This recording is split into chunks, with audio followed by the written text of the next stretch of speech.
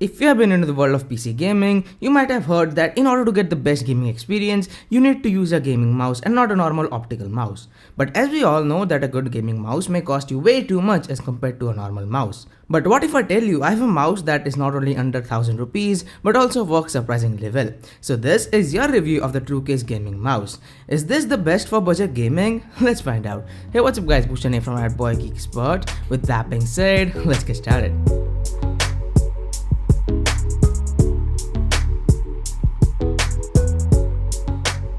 So the TrueCase gaming mouse will cost you anywhere between 500 to 700 rupees depending upon the day you purchase it. When I bought it, it was listed for 600 rupees and according to me, it's totally worth the price. Now the TrueCase has 7 buttons in total, including 2 macro keys and a DPI switch.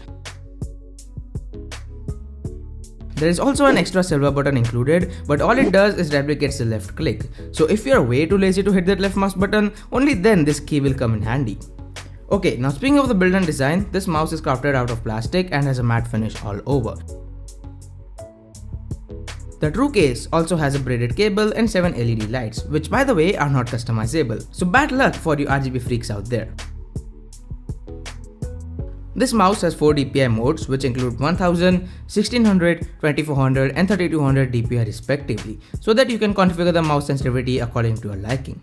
At the end of the day, all I can say is that the TrueCase gaming mouse is a really good mouse under 1000 rupees. And if you want to step up your gaming game, if that's even a word, this mouse will definitely help you out with that. The only con that I think I found with this mouse is the build quality.